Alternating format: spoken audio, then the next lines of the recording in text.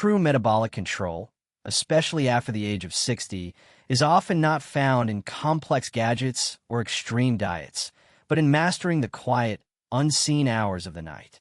Many people accept nocturnal restlessness and erratic morning blood sugar as an unavoidable part of aging. They might rely on powerful interventions while overlooking the profound impact of simple, consistent nightly rituals.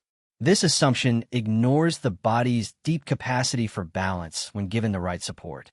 This exploration reveals a path to steadying nocturnal glucose, not through complex pharmacology, but through a disciplined, simple act of nightly care. It draws upon the perspective of Heng, applying a framework of mindfulness and consistency to the biological challenge of aging, turning a simple cup of tea into a powerful tool for metabolic harmony. The unseen challenge of nocturnal glucose, understanding the critical nature of nighttime blood sugar stability, is the first step toward managing it. After the age of 60, the body's mechanisms for glucose regulation naturally become less efficient. Insulin sensitivity often declines, meaning the body's cells do not respond as readily to the insulin that is produced, leaving more sugar circulating in the bloodstream. This challenge is magnified during the night. While a person is asleep, the body is undergoing complex hormonal cycles. Between approximately 3 and 8 in the morning, the body releases a surge of hormones, including cortisol and growth hormone, as part of its natural waking cycle. These hormones can signal the liver to release stored glucose, a phenomenon known as the dawn effect, which raises blood sugar levels to prepare the body for the day. For an individual with compromised insulin sensitivity, this natural rise can be excessive and problematic, starting the day in a state of hyperglycemia. This nocturnal volatility is not a minor inconvenience. It directly impacts the quality of sleep. High or fluctuating blood sugar levels can cause a state of internal agitation, leading to frequent awakenings, night sweats, or a persistent feeling of thirst. Sleep architecture itself becomes fragmented. The restorative deep sleep and REM sleep stages, which are crucial for cellular repair and memory consolidation, are shortened. The individual may wake up feeling exhausted, even after spending 8 hours in bed. This creates a vicious cycle, as poor sleep quality is independently known to worsen insulin resistance the very next day. The body, stressed from a lack of true rest, overproduces cortisol, further destabilizing glucose control and reinforcing the pattern of poor metabolic health. Recognizing this pattern is a crucial step toward managing lifelong health. From the perspective advanced by Heng, this internal chaos represents a form of disharmony. It is a disconnect between the body's natural rhythms and the demands placed upon it. The modern lifestyle, with its late meals, artificial light, and constant stress, disrupts the endocrine signals that should govern sleep and fasting. The body's subtle signals, such as restless sleep or morning fatigue, are often ignored or medicated, rather than understood as indicators of a deeper imbalance. The practice of mindfulness, central to Heng Yi's approach, involves listening to these signals without panic, treating them as information. The fatigue is not just getting old. It is the body communicating a specific need for metabolic stabilization during the night. The biological mechanism of this damage is slow but pervasive. Chronic nocturnal hyperglycemia contributes significantly to the body's total glycemic load.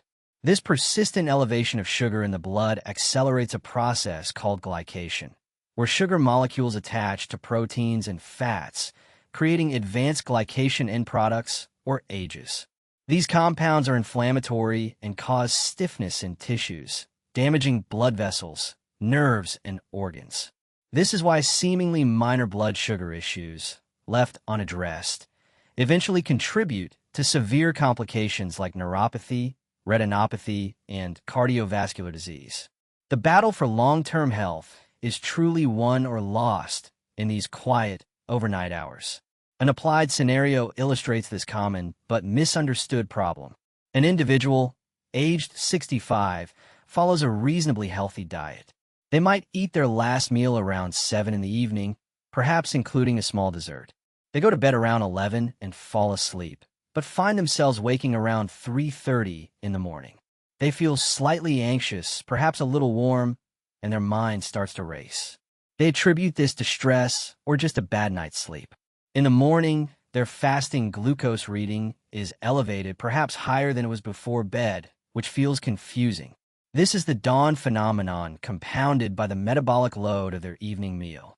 The body is struggling to manage the glucose release from the liver against a backdrop of declining insulin sensitivity. This challenge, however, is not insurmountable. The key is not to fight the body's hormonal cycles, but to support them. The goal is to minimize the glucose load the body has to manage overnight and to calm the nervous system, thereby reducing the stress hormone spikes that contribute to the problem. It is a misconception that all nocturnal waking is related to glucose. Other conditions, such as sleep apnea or psychological stress, are powerful disruptors. However, for a significant portion of the aging population, metabolic instability is the root cause. Understanding this allows for a targeted, gentle intervention. The intervention begins not with a substance, but with awareness. Heng Yi's philosophy emphasizes that before any action can be effective, the mind must be clear. This means acknowledging the pattern without judgment. The goal is to reestablish an internal environment of stability and calm before sleep, ensuring the body is not entering its rest state already in a state of metabolic stress. The solution, therefore, must be twofold. It must address the physiology of glucose management while simultaneously calming the mind and the nervous system. This is where a simple, intentional bedtime ritual finds its purpose, using natural elements to support this dual objective. The implications of ignoring this nocturnal instability are significant. Over time, the cumulative effect of poor sleep and high morning blood sugar erodes vitality. It can impair cognitive function, making brain fog a daily reality. It weakens the immune system and makes weight management exceptionally difficult, as the body is constantly in a fat storage mode promoted by high insulin. Addressing nocturnal glucose is not merely about managing a single number. It is about restoring the body's fundamental ability to repair and regenerate itself during sleep. It is about reclaiming energy, clarity, and true restorative rest. What subtle signals from my body have I been ignoring? The humble power of chamomile and cinnamon. The chosen intervention is not a complex pharmaceutical, but a simple 2-ingredient tea, chamomile and Ceylon cinnamon. This choice reflects a principle of using simple, natural, and accessible tools, consistent with the philosophy of focusing on fundamentals.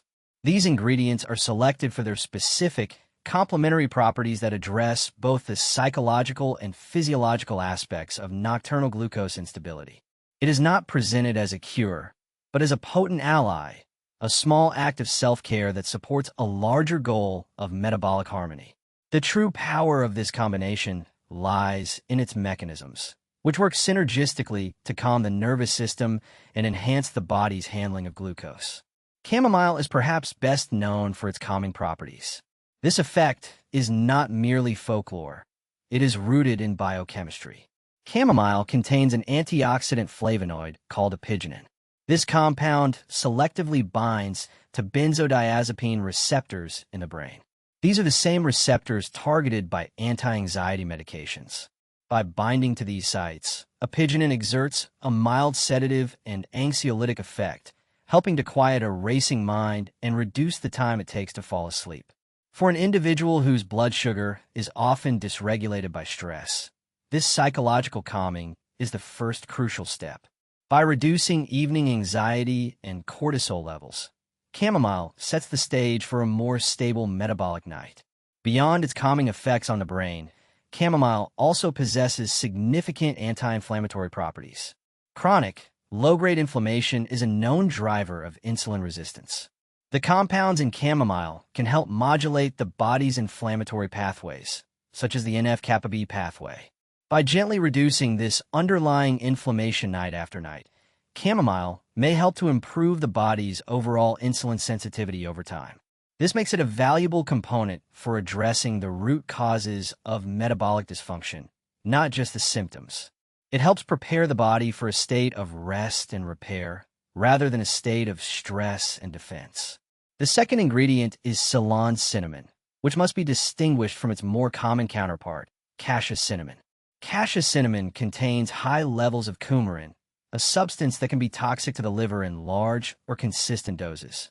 Ceylon cinnamon, or true cinnamon, has negligible amounts of coumarin and is the correct choice for this nightly ritual. Its primary benefit is its well-documented effect on glucose metabolism. It is one of the few botanicals that has been shown to have a direct, insulin-like effect on cells. It appears to help improve the efficiency of insulin, allowing cells to uptake glucose from the blood more effectively. The mechanism by which cinnamon works is multifaceted. One of its active compounds, methylhydroxycone polymer, MHCP, is believed to mimic insulin. It functions by activating the signaling pathways that insulin normally uses to unlock the cell, allowing glucose to enter. Furthermore, cinnamon appears to enhance the activity of key enzymes involved in glucose metabolism within the cell. It also has a mild effect on slowing gastric emptying, the rate at which food leaves the stomach. When consumed in the evening, this can help to moderate the release of glucose from the last meal into the bloodstream, preventing a sharp, destabilizing spike just before or during sleep. An applied scenario highlights the practical wisdom of this choice. An individual feeling overwhelmed by the complex and expensive superfood powders marketed for longevity decides to try this simple tea. They purchase high-quality, organic chamomile flowers and Ceylon cinnamon powder. The act of preparing it is itself grounding. They focus on the aroma of the chamomile as it steeps a floral, apple-like scent. They stir in a small amount of cinnamon, noticing its sweet, woody fragrance. This sensory engagement is a form of mindfulness, anchoring them in the present moment and signaling to the body that the day is over and it is time to rest. However, these ingredients are not without limitations. This tea is not a substitute for prescribed diabetes medication, nor can it override a diet that is fundamentally disruptive. If an individual consumes a large meal high in refined carbohydrates and sugar, the tea can only offer minimal assistance against such a significant metabolic burden. Furthermore, some individuals may be allergic to chamomile, especially those with allergies to the Asteraceae family, like ragweed or marigolds. Cinnamon, even Ceylon, can interact with blood-thinning medications and should be used cautiously by those on such prescriptions. The dose also matters. A small pinch or a quarter teaspoon of cinnamon is sufficient, as more is not necessarily better. From the perspective championed by Heng, the value of these ingredients lies in their humility. They are tools from the earth, not complex technological interventions. Their power is gentle and cumulative. They do not force the body into submission. They invite it back toward balance. The chamomile calms the monkey mind, and the cinnamon supports the body's innate metabolic processes. This aligns with the Shaolin concept of supporting the body's qi or vital energy, rather than overwhelming it with harsh measures. The tea is a tool for harmony, not a weapon for a fight. The synergy between the two ingredients is key. The calm induced by the chamomile's apigenin lowers the stress hormones that actively work against insulin. This creates a more favorable hormonal environment for the cinnamon's metabolic enhancing properties to function. The body, being in a parasympathetic, rest and digest state, is more receptive to the subtle signals from the cinnamon to uptake glucose. This combination specifically targets the intersection of stress and metabolism, which is precisely the problem point for many individuals over 60. It addresses the mind and the body simultaneously. But possessing the ingredients is useless without understanding the method of their use. Do I value complex solutions over simple, consistent actions? The ritual as the medicine, the true potency of the bedtime tea, is found less in the ingredients themselves and more in the unwavering, mindful practice of its preparation. This is the central insight derived from the principles of Heng. The how of an action is often more important than the what. This nightly preparation is transformed from a simple routine into a powerful ritual. A routine is something done automatically, often with a distracted mind. A ritual, in contrast, is an act of gong fu, a term often translated as kung fu, but which truly means the application of disciplined skill and mindfulness to any task. The preparation of the tea becomes an act of meditation, a buffer zone that separates the chaotic energy of the day from the restorative potential of the night. The primary mechanism of this ritual is psychological and neurological. By committing to this practice at the same time each night, typically 30 to 60 minutes before sleep, the individual creates a powerful conditioned response. The brain begins to associate the sights, smells, and warmth of the tea with winding down. This triggers a cascade of physiological changes. Most importantly, it helps to lower the production of cortisol, the body's main stress hormone. High evening cortisol is a direct antagonist to both melatonin, the sleep hormone, and insulin. By consciously engaging in a calm, focused activity, the individual shifts their nervous system from the sympathetic fight or flight mode to the parasympathetic rest and digest state. This shift is essential for metabolic health. When the body is in a parasympathetic state, digestion improves, heart rate slows, and the body becomes more receptive to insulin. The liver is less likely to be flooded with stress signals that tell it to release extra glucose. The ritual, therefore, creates the optimal internal environment before the chamomile and cinnamon even begin their biochemical work. The simple act of boiling water, spooning the herbs, and waiting patiently for the tea to steep becomes a non-negotiable signal to every system in the body that the day's battles are over and the time for repair has begun. An applied scenario demonstrates this difference starkly. One person, hearing the advice, quickly microwaves a mug of water, dunks a chamomile tea bag, dashes in some cinnamon, and drinks it while scrolling through troubling news on their phone. They have consumed the ingredients, but they have missed the medicine. Another person, adopting the ritual, turns off all electronic screens an hour before bed. The blue light from these devices is known to suppress melatonin production and keep the brain in an alert state. Instead, they move to the kitchen. They heat water in a kettle, listening to the sound. They use loose chamomile flowers and a stick of Ceylon cinnamon, focusing on the sensory experience, the warmth of the mug in their hands, the fragrant steam, the subtle taste. They drink it slowly, in silence, or with quiet music. This second person is performing gong fu. This practice of mindful preparation directly aligns with the Shaolin principles Heng teaches. It is about finding depth and meaning in the most mundane, repetitive tasks. It is the application of Zen in action. The tea ritual becomes a form of training.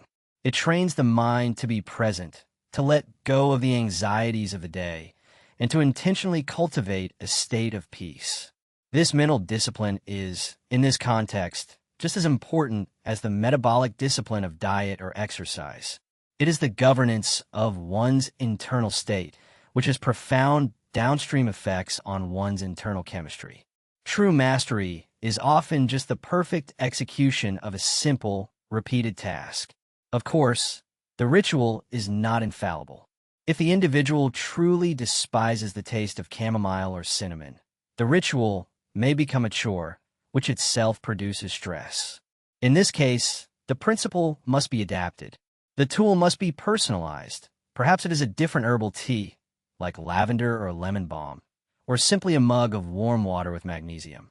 The ingredients must serve the ritual, not the other way around. The core principle is the creation of a sacred, screen-free space of time before sleep that is dedicated to calming the mind and body. The tea is merely an elegant and effective vehicle for this practice.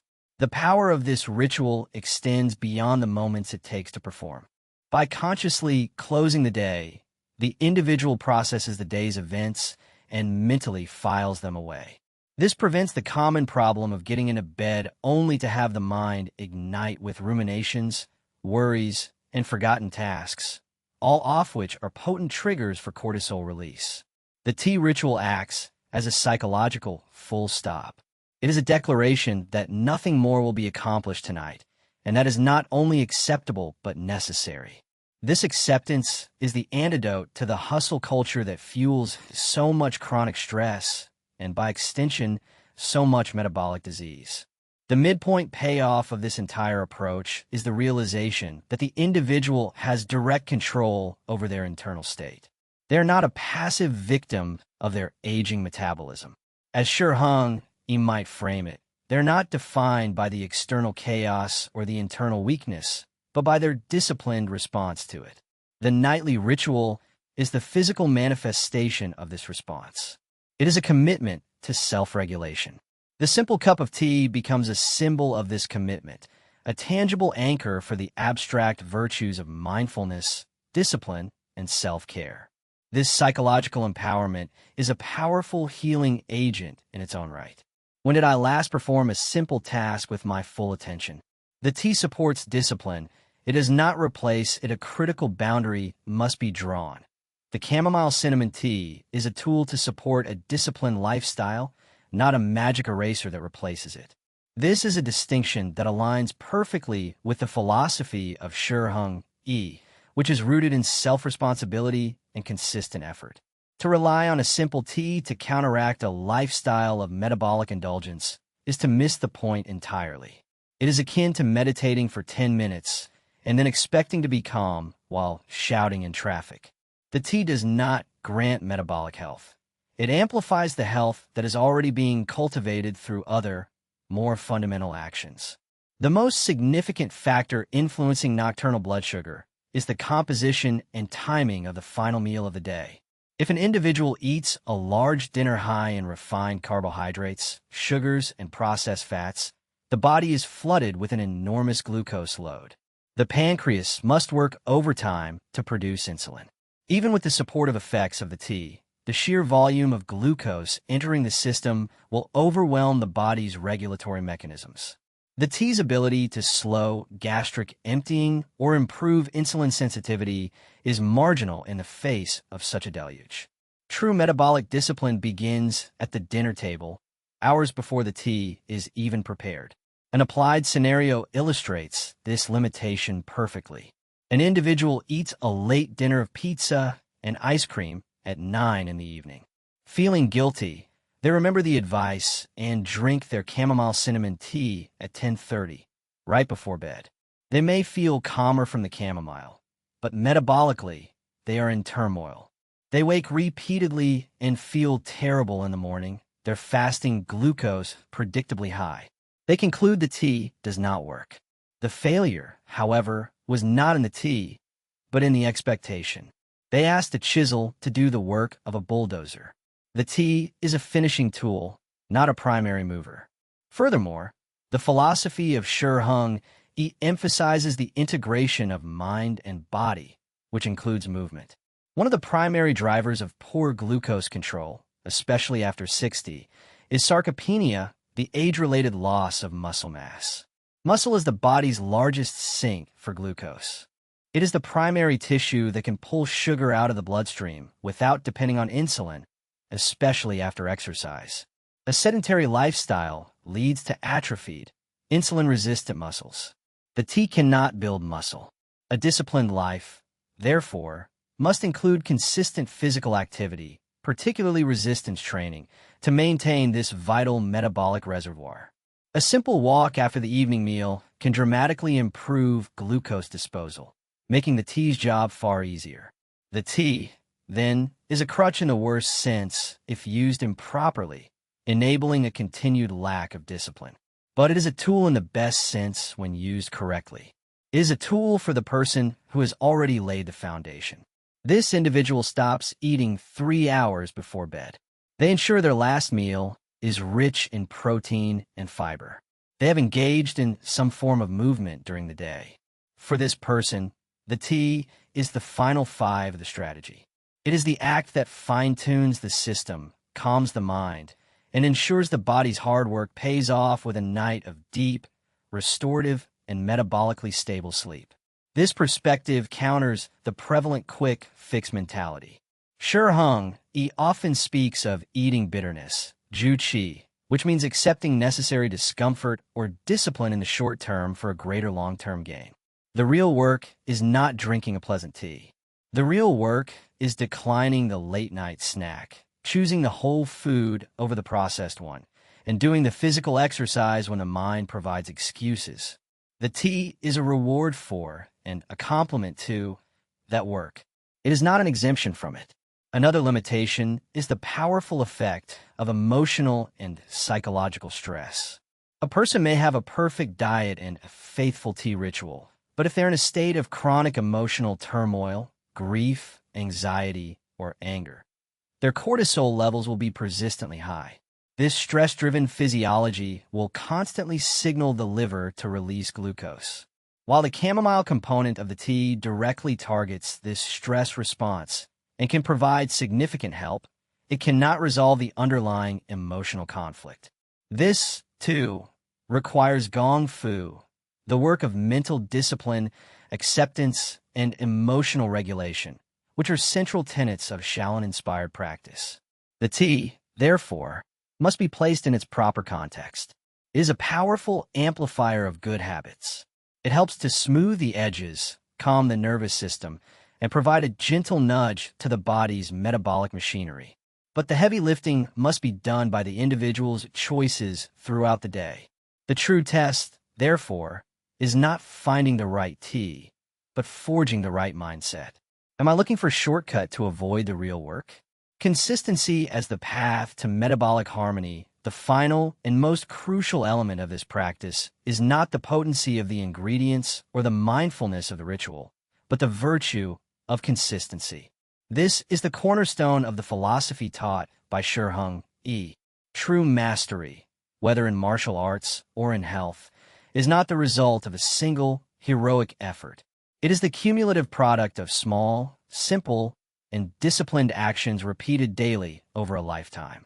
The bedtime tea is not a one-night intervention. It is a lifelong practice. Its benefits are not immediate and dramatic, but slow, compounding, and profound.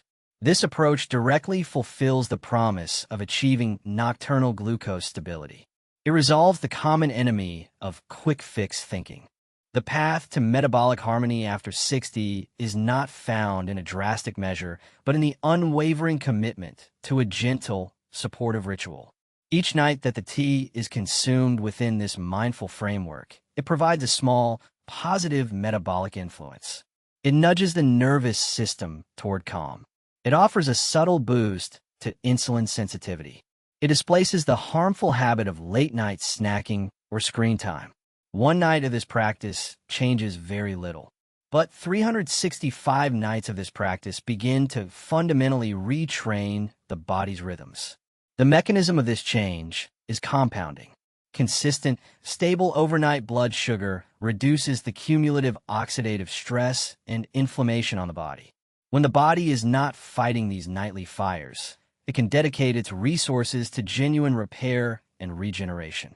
This is when autophagy, the body's cellular cleanup process, can function optimally.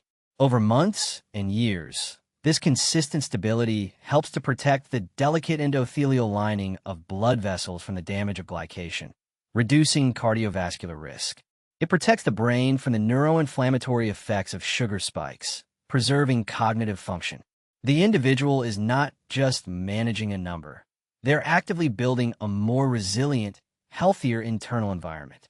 An applied scenario illustrates this long-term vision. A person begins this practice. For the first few weeks, they notice only a modest improvement in their sleep or their morning glucose readings. There is no miracle. However, they trust the principle of consistency. They perform the ritual every single night, without fail. After 6 months, they notice they are waking less often. Their morning energy is better. A year into the practice, their doctor notes a measurable improvement in their HbA1c, a key marker of long-term glucose control. The tea did not cure them. The consistency of the entire evening ritual, which included the tea, shutting down screens, and creating peace, became the anchor for other healthy habits, leading to a systemic shift in their health. This aligns perfectly with the Shaolin concept of gong fu. It is the daily training. A monk does not become a master in a week. They practice the same basic forms every day for decades. The bedtime tea ritual is a basic form for health. Each night, the individual practices the form of closing the day. They practice mindfulness, they practice sensory awareness, and they practice physiological self-care. This daily repetition builds more than just metabolic health. It builds self-discipline, self-trust, and self-respect. The individual learns, on a cellular level, that they are capable of caring for themselves. This psychological strength is a bedrock of true longevity. In this framework, the tea itself becomes a symbol. It is the tangible reminder of the commitment. The warmth of the mug is the feeling of self-care. The aroma is the trigger for the parasympathetic nervous system. The taste is the reward for the day's discipline. The tea is not the practice. The tea is the bell that calls the individual to the practice. It is the simple, humble tool that facilitates a much deeper work of aligning the body, the mind, and the daily habits. The journey to health after 60, viewed through this lens, is not a battle against an aging body. It is a practice of restoring harmony. The one bedtime tea is not a prescription, but a philosophy. It represents the rejection of complexity in favor of simplicity. It embodies the power of mindfulness in a distracted world. And above all, it proves that the most powerful force for change is the small, quiet, consistent act. Mastering the self, night after night, is the ultimate path to mastering health. What one simple act could I commit to doing every single day?